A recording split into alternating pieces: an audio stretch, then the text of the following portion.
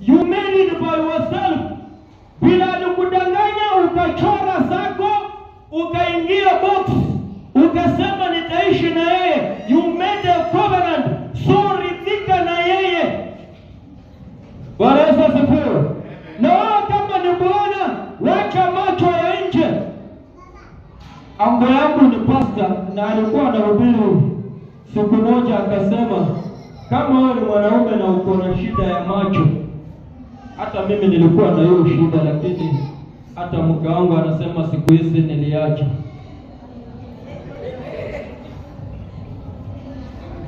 Tazama mara moja.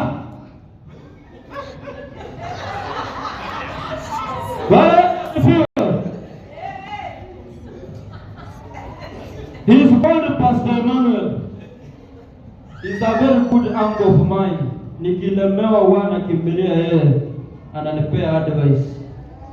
He is a pastor na hudumu na kanisa la Marafiki. Alihubiri akasema, kama wewe ni mwanaume, macho ndio yanafanya unaenda. Tazama mara moja. Wacha kukasia hapo macho. Hiyo kukasia ndio inafanya wewe unatamani. That lust is coming because you are concentrating there. Remove your eyes there. Bwana Yesu asifiwe. Na mimi leo nami naambia wake zetu, kila siku kumbusha bwana yako, tazama mara moja. Ukuu unamwambia, tazama mara moja, ondoa macho. Haleluya.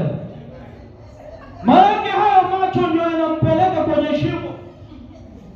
Yesu akasema, kama mkono huu ndio utakupeleka jehanamu, ukate.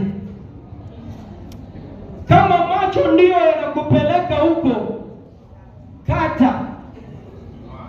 Na njia ya kukata nimekuibia siri. Tazama mara moja hivi na unaondoa.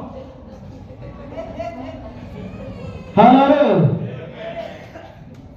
Nanyi wanawake mkikuja kanisa, vaa vizuri. Ukitaka unichukie, hata nimechukiwa na wengi sana. Kama nikudharauliwa, nimedharauliwa na wengi sana. Wewe hautakuwa wa kwanza. Na kama nikupendwa, pia nimependwa na wengi. I'm not here to please you. I have to tell you the truth, for the truth shall set me free. Bwana Yesu asifiwe.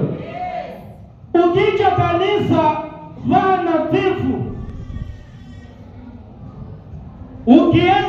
Ukitoka kwa boma yako, ukienda mahali, wacha kung'ang'ana na masketi za kufika kwa magoti. Dress well, wear smartly. I'm not saying that you go and wear like those people of our, but I'm saying dress well, dress smartly. Bwana Yesu asifiwe. Unajua hata hapa kwa Biblia kuna mahali wameandika, mfunike mpaka hizi vichwa zenu. Bwana Yesu asifiwe. Lakini hatutaki kufuata hayo, maana Yesu alitupa neema. Alisema injili ni ya neema, na tunahudumu katika neema. Na kwa hivyo hatutaki kukua watu wa kupeana conditions kama zile za hao watu wengine. We don't want that, because the gospel is not of condemnation. The gospel is of grace. Bwana Yesu asifiwe. Nilikwambia wakati ule nikisomesha eschatology ya kwamba kuna vipindi vitatu katika Biblia hii.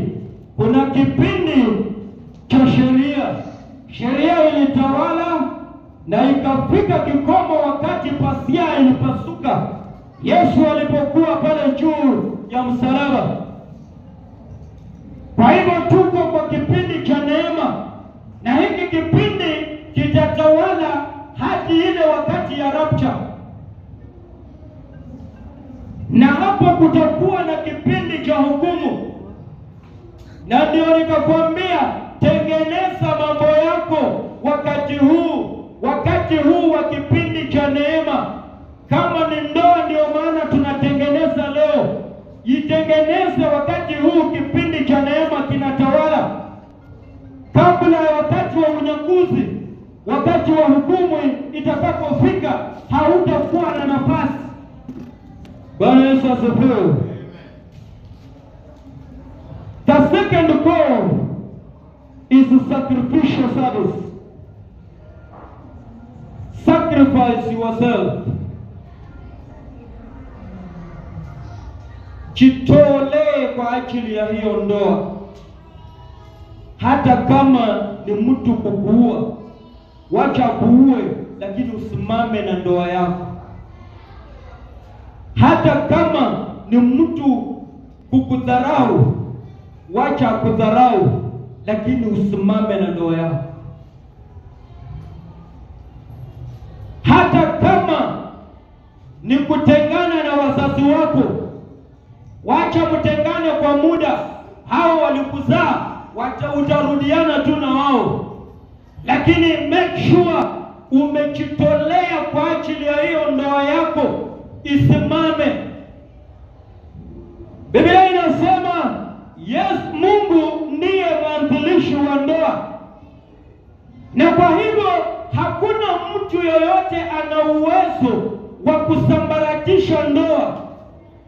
Hata kama ni pastor kama mimi, hata kama ako na jina kubwa ya bishop ama ya reverend, lakini siseme reverend wetu usinenukuu baya. Amen. Wengine wanajiita archbishop. You have no moral authority to separate nor to divorce a marriage. Wazazi waambie, ikifika hapa mpaka ukue. Hata hao hawana uwezo wa kuwatenganisha. Kifo peke yake kiwatenganishe. Simama na ndoa yako kwa kidete. Penda huyo mtu kwa moyo wako wote na nguvu zako zote. Jinsi vile Kristo alivyopenda kanisa, hata nawe penda huyo mtu wako. Kristo alijitoa, akakubali kukufa, akateswa msalabani, akasulubishwa, damu yake ikatiririka kwa sababu ya dhambi yangu na yako. Kwa hivyo hata wewe katika ndoa yako, jitoe, sacrifice yourself, just like Christ die hard for your marriage.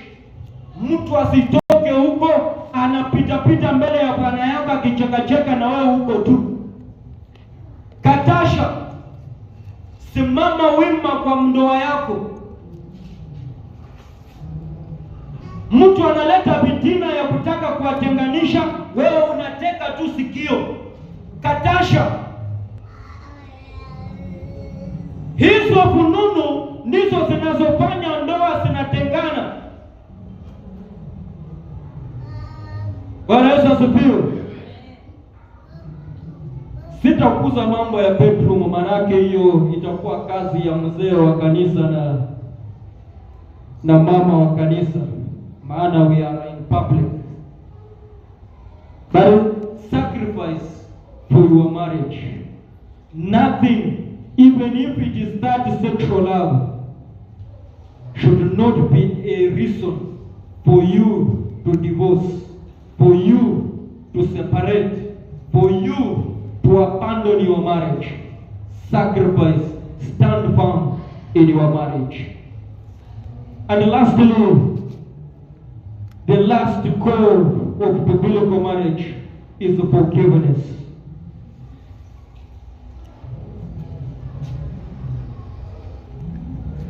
Wanaume wanasema hawawezi omba msamaha.